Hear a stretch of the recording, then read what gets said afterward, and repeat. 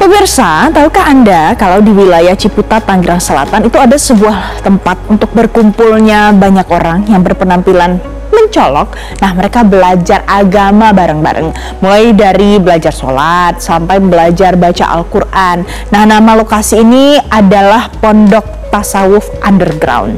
Bagaimana proses pembelajarannya? Kita akan lihat dalam ulasan singkat di segmen Metro Community.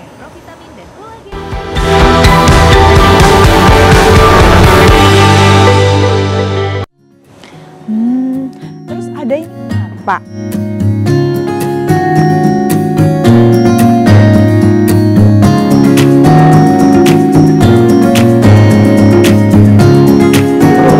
Sekumpulan pria yang mengenakan tampilan mencolok ini tengah mengikuti pelajaran agama bersama di Pondok Tasawuf Underground yang berada di Ciputat, Tangerang Selatan, Banten. Mereka belajar agama dengan pendiri pondok bernama Ustadz Halim Ambia. Selain belajar agama, mereka juga diajarkan keterampilan lain untuk bisa memenuhi kebutuhan mereka sehari-hari. Berawal dari jagat maya media sosial, Tasawuf Underground kemudian berdiri di jagat nyata. Awalnya sang pendiri Halim Ambia rajin mengunggah kalimat-kalimat hikmah tentang tasawuf di media sosial. Kalimat-kalimat hikmah keagamaan Islam kemudian disampaikannya secara offline, yakni di forum-forum pengajian, di kafe-kafe, dan di rumah-rumah. Awalnya ia tak langsung merangkul kalangan anak jalanan. Rangkulan ke pundak-pundak anak pang baru dimulai sekitar beberapa tahun yang lalu. Halim merangkul anak pang yang berada di beberapa titik di Jakarta. Di Pondok Tasawuf Underground ini, anak pang diberikan ruang oleh Halim untuk berkumpul, belajar, dan mengembangkan diri. Mereka dibimbing untuk menemukan kembali hidup yang baik sesuai ajaran Islam. Dari Tangerang Selatan, Banten, Widiarto, Metro TV. Nah, itu tadi pemirsa gambaran singkatnya. Tapi sebelum berdialog pagi ini untuk Anda dengan salah satu anak pang yang jadi santri di Pondok Pesantren Tasawuf Underground ini, serta juga nanti akan ada pendidik pondoknya, saya mau ajak juga untuk kita lihat apa saja kegiatan Tasawuf Underground. Yang pertama, jadi sang pendiri Pondok Tasawuf Underground adalah Ustadz Halim Ambia, turun ke jalan untuk berdakwah. Nah, kegiatan ini sudah dilakukan sejak tahun 2017 dan pada saat berdakwah ia mengajak anak muda untuk ngopi sampai ngajakin ngaji. Langkah yang dilakukan Ustadz Halim ini ikut didukung oleh warga setempat karena menilai apa yang dilakukannya adalah langkah positif untuk mengajak anak-anak muda mengenal agama. Dengan kegiatan ini ia juga merangkul anak-anak muda yang termarginalkan.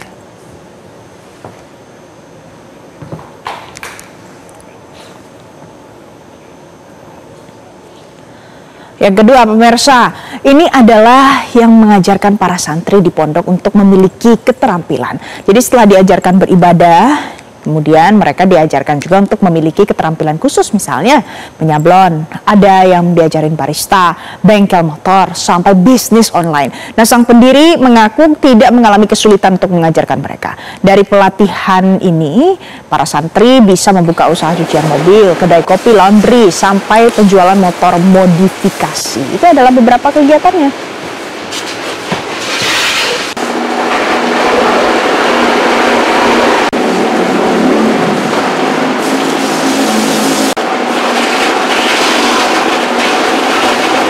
Yang tidak kalah menarik adalah pemirsa mengajak para santri untuk ikut mengaji. Kegiatan mengaji ini dilakukan setiap hari layaknya di pondok pesantren. Jadi selain membaca Al-Quran, mereka juga diajarkan untuk menulis Al-Quran, fikih, tauhid, tafsir, dan tasawuf. Dari kegiatan ini mereka tadinya tuh nggak kenal yang namanya huruf-huruf dalam Al-Quran. Sampai akhirnya bisa membaca Al-Quran.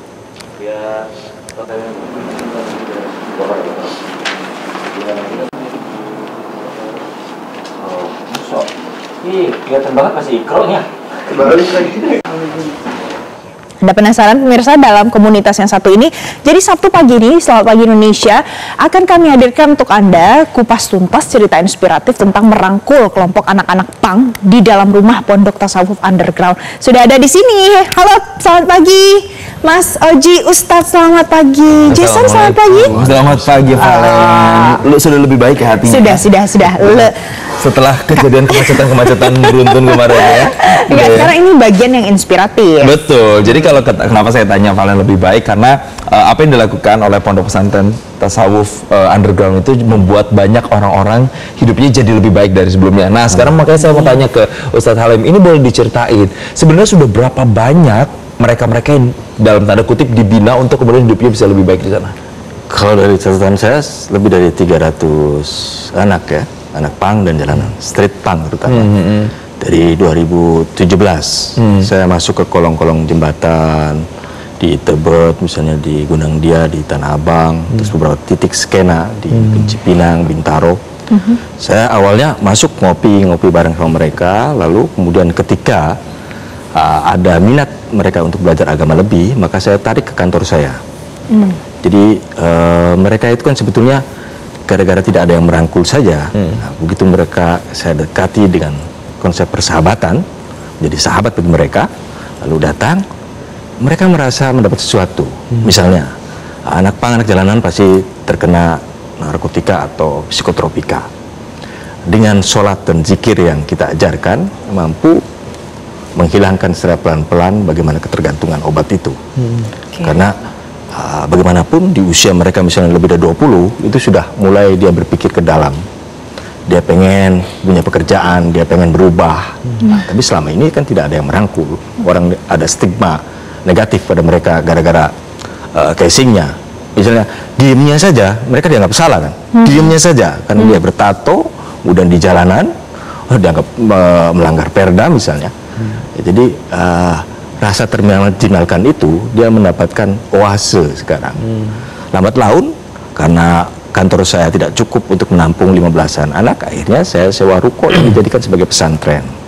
Nah, dari sini tidak hanya diajarkan mengaji dan tidak hanya untuk merehabilitasi dari ketergantungan narkoba dan psikotropika, tapi juga diajarkan soft skill, pelatihan-pelatihan yang mampu dan mereka bisa berbenah. Kalau mereka hanya suruh ngaji, habis itu sholat, habis itu nggak punya duit, ya mabok maning, nah, maka perlu ada kegiatan. Kita alhamdulillah sudah punya car wash ya, cucian mobil, anak-anak juga bikin bengkel, kita jual beli motor custom, lalu buka coffee shop, bahkan ada satu anak pang yang kita kuliahkan, yang tadinya mimpi untuk kuliah saja tidak punya dia hanya modal paket C, akhirnya kita kuliahkan di ilmu hukum. Sekarang sudah skripsi dan membantu saya melakukan advokasi kepada anak pang. Akhirnya berubah drastis ya Ustadz ya. Lalu mantan-mantan ini saya pelihara agar menjadi tangan dan kaki saya untuk melakukan rekrutmen tadi. Jadi dilakukan hal yang sama untuk yang lainnya. Betul, karena inspiratif wujud nyata ada. Betul. Gitu. Nah, pemirsa mungkin penasaran di samping Ustadz ini ada siapa? Karena di samping Ustadz ini adalah salah satu yang berhasil, Mas Oji. Mas Oji, boleh dong cerita sedikit, Mas Oji? Tadi kan sudah tuh dengan gambarannya dari Ustadz ya, dari casing mungkin, jangan sampai deh ya orang-orang sampai sekarang masih punya stigma yang sama. Tapi apa yang terjadi sama Mas Oji pada saat awal pertama kali ketemu sama Ustadz Halim? Awalnya ya nggak pengen untuk bergabung ya, cuman lama-kelamaan kayaknya, boleh nih nyoba untuk bergabung. Tujuannya ya memperbaiki diri aja sebenarnya. Untuk dan belajar agama. Tapi kabur-kaburan terus. Kabur-kaburannya tuh gimana dulu Mas Oji? Saya itu dari 2019 udah kenal Pak Ustadz. Oke. Di tahun 2021 saya kan ketangkap Pol PP nih, dinas sosial, dimasukin ke panti, terus dikeluarin oleh Pak Ustadz dari panti itu. Saya datang ke pondok siang, terus malamnya saya kabur. Belum ketemu Pak Ustadz, saya kabur. Kembali ke jalan lagi. Terus sampai akhirnya kemarin terakhir 2023 saya mengalami kecelakaan. Tabrak mobil ya. Terus ditolong sama Satpol PP. Tolong sama Satpol PP, saya dibawa ke rumah sakit. Itu selama 3 bulan saya sakit. Terus pas saya keluar langsung ke pondok. Ke Pak Ustadz Halim. Ustadz saya udah Menyerah. Pak Ustadz. Saya udah nggak bakal kabur lagi dah. Akhirnya udah saya sampai sekarang. Pak Ustadz, kalau dengan sampai pada tahap saya nggak akan bakal kabur lagi Pak Ustadz, apa sih yang Pak Ustadz bikin sampai bisa terjadi kejadian seperti ini?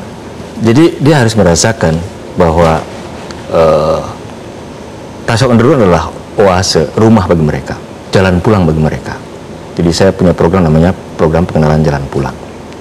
Di program pengenalan jalan pulang ini saya ajarkan pendidikan rohani dengan sholat, zikir yang melepaskan mereka dari narkoba. Yang kedua, jalan pulang kepada keluarga, yaitu dengan pemberdayaan ekonomi dan sosial. Dia Oji misalnya, kenapa dia memilihnya Tasawuf Underground untuk sebagai tempat pulang? Ya karena tidak ada tempat lain yang jadi oase bagi dia. Dia dapatkan misalnya dengan sholatnya. Dia temukan yang selama ini dia tidak mendapatkan nikmatnya sholat, kehusyuan dan sholat. Nikmatnya zikir secara lahir dan batin bisa dirasakan. Nah, di proses rehabilitasi ini yang bikin mereka klepek-klepek. Malah ada istilah, ayo kita sholat bareng Ustadz Halim, kita bisa ngefly tanpa gelek. Nah, berarti kan sebetulnya sholat dan zikir menggantikan ketergantungan psikotropika tadi. Dia secara sensasi dia tidak dapatkan. Lalu kemudian ada teman-teman baru, teman hijrah mereka yang sama-sama satu jalan, senasib dan sepenangguran. Penderitaan Oji kan luar biasa. Misalnya dia ini pernah disiram air keras sama kawannya sendiri. Kemudian dia tidak punya tempat pulang lagi. Siapa figur ayah bagi dia? Nah, saya alhamdulillah bisa memerankan 3 peran. Apa? Peran sebagai ayah, peran sebagai guru, dan peran sebagai sahabat. Jadi awal pertama ya saya harus jadi sahabat. Kita ngopi bareng, mau dia Islam, Kristen, ya kita ngopi bareng dalam prosesnya itu di jalan, di Tanah Abang, di Tebet, undang dia. Lalu kemudian kita nggak bicara nasihat di situ, karena sesama sahabat ya. Bapak ibunya aja dilawan, apalah artinya Halim Ambia. Nah, maka bukan dengan nasihat, tapi dengan persahabatan. Lalu setelah jadi sahabat, saya menjadi figur ayah bagi dia. Saya ikut cari pekerjaan buat dia, cari makan buat dia bareng agar meninggalkan dia jalanan kan. Lalu membela, melakukan advokasi, baik atau buruk, benar atau salah, sebagai ayah saya akan bela. Maka saya menyediakan tim advokasi, mereka yang tertangkap Satpol PP atau polisi kena persoalan hukum, maka tim kita turun ke jalan membantu advokasi. Jadi di situ peran ayah kan. Lalu yang ketiga, peran saya sebagai guru. Sebagai guru harus ngasih tahu mana yang benar dan salah. Ini loh salah, ini benar. Dirangkul dalam satu wadah, dikasih makan, dipondokkan di situ. Ya bagaimana dia tidak merasa nyaman? Ya, jadi mendapatkan yang gitu semuanya ya. Iya. Betul, jadi nggak kayak dihakimin gitu langsung. Kamu harus begini, kamu harus begini, nggak. Tapi pendekatannya tuh lewat dari sahabat dulu, kemudian jadi ayah, jadi guru juga. Saya balik lagi ke Mas Uji, Mas. Kalau sudah begini dengan kehidupan yang sekarang, bisa lebih baik, hatinya lebih baik, keluarga tuh gimana Mas menanggapinya? Tapi bentar, jangan dijawab dulu, kita jeda dulu pemirsa. Tetaplah bersama kami.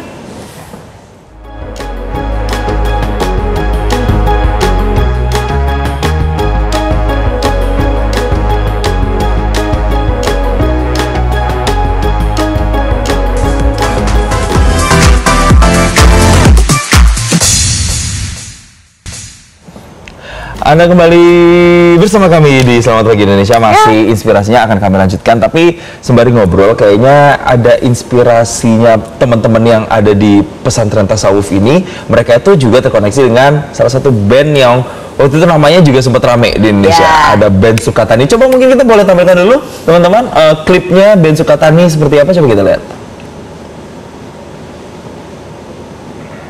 Oke, kita masih nunggu-nunggu nih. Intinya kalau band Sukatani itu informasi yang kami dapatkan memang menjadi apa ya, terkoneksi lah dengan teman-teman. Mungkin misalnya dengan Mas Oji. Jadi boleh diceritain apakah sama teman-teman band Sukatani itu followers atau misalnya kemudian temenan atau terinspirasi atau gimana? Tapi kita sambil lihat ya.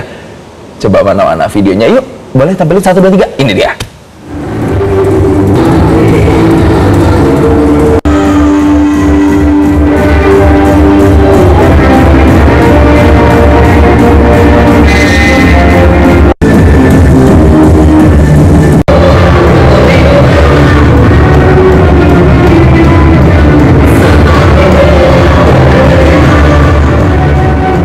Jadi gimana Mas Oji? Memang temenan sama mereka atau terinspirasi atau satu komunitas gitu misalnya atau gimana? Kalau terinspirasi enggak, kalau temenan iya. Karena anak pang ini nggak jauh-jauh, Bang. Skenanya itu saling kenal semua. Cuma beda tongkrongannya aja. Jadi kenal banget. Sama semua personilnya? Enggak, kalau semua personilnya mungkin nggak kenal. Ada beberapa yang kenal. Cuman nggak akrab. Hanya sekedar kenal, ya ngopi-ngopi bareng. Itu pun jarang. Oke. Tapi terinspirasi dari musik-musiknya mereka? Terinspirasi, saya sebenarnya nggak terlalu mengikuti mereka sebenarnya. Pure karena temenan aja ya? Pure temenan aja. Oke. Kalau pandangannya Ustadz gimana Ustadz? Jadi kan mungkin ada banyak orang yang punya preferensi, kesukaan kan beda-beda. Nah kalau seandainya ada yang ingin tetap menjalankan ajaran agama, tapi juga ingin bermusik misalnya gitu. Gimana sih jalan tengah memandang hal ini, ingin bermusik, musiknya punk? Jadi tidak ada persoalan sebetulnya musik. Musik bagi kami tidak haram, justru musik menjadi ajang pembelajaran. Sebagai contoh misalnya, di pesantren yang saya dirikan ini, itu kan menggunakan kurikulum pesantren Nahdien, pesantren NU, yang mengajarkan kitab sejak awal. Kurikulumnya basicnya adalah kitab. Jadi kita belajar ilmu tauhid, mempelajari kitab Aqidatul Awam. Dalam kitab itu ada sekitar 40 nazom, 40 syair. Kita wajibkan anak-anak menghafal itu dengan musik. Makanya bisa hafal karena seperti musik. seperti layaknya pesantren yang lain. Dia kok bisa hafal 40 syair berbahasa Arab satu kitab dengan musik. Artinya musik sebagai arena pembelajaran. Bukan hanya kitab yang ini, kitab yang lain juga ketika ada nazom-nazom yang menarik itu dilalarkan, dibaca bareng-bareng dengan musik. Artinya sebagai media. Apalagi dalam proses rehabilitasi anak-anak pang yang efek kena psikotropika, itu justru musik menjadi salah satu alat bantu memberikan penyadaran. Selain tentunya ngajarin mereka mandi. Anak-anak jalanan radius 10 sampai 15 meter kalau baru bertemu, ya yang street punk maksud saya atau yang jalanan, itu kan bau. Bau, nggak mandi, dia bisa 5 hari 4 hari nggak mandi hanya untuk mempertahankan agar dia tetap nge-fly. Oh gitu? Iya, ada salah satu efeknya. Maka pertanyaan pertama yang relevan untuk ajak ke Oji, Ji, sudah sholat belum? Itu nggak relevan. Ji, udah mandi belum? Karena ciri-ciri orang ODGJ juga mandi dia. Kalau dia jarang mandi, wah itu berarti depresi berat kan. Nah, mandi bagian dari hidroterapi yang kita lakukan. Jadi sebelum proses sholat dan zikir pasti kita minta anak itu mandi dulu, bersih yang pertama tuh, layer pertama gitu ya. Tapi balik lagi soal tadi ada mereka kan diajarkan lewat irama, lewat nyanyian yang mungkin saya bisa salah, bisa dikoreksi Pak Ustadz. Ada mungkin kelompok-kelompok tertentu yang menganggap musik itu apa ya, tidak lazim lah, misalnya haram begitu ya, bisa dikatakan untuk kemudian bisa dilakukan. Sebagian kelompok ya. Sebagian kecil. Sebagian kecil. Nah itu boleh mungkin bisa dipraktekkan nggak sama Mas Oji? Apakah Mas Oji itu juga bisa sambil menyairkan atau seperti apa, diajarkan juga atau gimana? Kan belajar katanya Mas Oji. Itu mahal aja. Itu mahal. Tadi itu mahal. Datanglah ke pondok. Gitu. Kita bisa nyanyi bareng sama anak-anak juga. Itu saya bisa jelaskan begini. Jadi misalnya begini, orang mungkin belajar ikro ya, ikro, ba. Mungkin dianggap sepele. Tapi bagi mereka yang tergantungan psikotropika, apalagi kena obat-obatan yang artinya pengaruhnya pada saraf yang berbahaya, itu kan mengembalikan kesadaran. Maksudnya ba, ta, diulang-ulang itu. Kemudian menghafalkan ayat-ayat. Nah, lalu kenapa kemudian mereka sampai misalnya termehek-mehek saat sholatnya? Saya ajarkan kan maknanya. Misalnya Oji nih, kenapa dia mendapatkan sesuatu yang mungkin secara batin bisa ketarik kembali ke tasawuf underground, kan mungkin karena sholatnya. Saya ajarkan dari misalnya takbir sampai salam, bagaimana nikmatnya memahami ayat-ayat Al-Quran atau baca-bacaan sholat misalnya, supaya kita tidak seperti makhluk asing menghadap Allah. Ini kan orang Jawa, orang Sunda, orang Melayu menghadap Allah dalam sholatnya, zat yang maha dekat, yang lebih dekat dari urat nadi, tapi kita nggak ngerti maknanya. Maka ketika diajarin maknanya, itu menarik. Apalagi kemudian ada doa-doa tertentu yang ngapalinnya susah, dia ya bisa pakai musik di luar sholat maksud saya. Sehingga ini yang membuat Oji misalnya akhirnya menemukan jalan yang lebih baik lagi. Nah, karena durasi terbatas, tapi pada intinya pemirsa, saya mau memberikan sedikit kesimpulan, mudah-mudahan nggak salah ya. Boleh banget jadi anak pang, nggak ada yang salah untuk itu. Jadi anak skena pang, hari-hari berpenampilan secara nyentrik biasanya orang sebut, it's okay, karena tetap ternyata bisa berbuat baik, tetap dekat dengan agama, dan banyak hal-hal positif yang bisa dilakukan, termasuk juga bisa cari duit. Dan bisa lewat musik juga. Betul. Itu, jadi semuanya bisa diseimbangkan. Sekali lagi terima kasih. Terima kasih, Ustaz. Terima kasih, Mas Oji. Mas Oji sudah datang ke Selamat Pagi Indonesia. Jelajahi cara baru mendapatkan informasi. Download Metro TV Extend sekarang.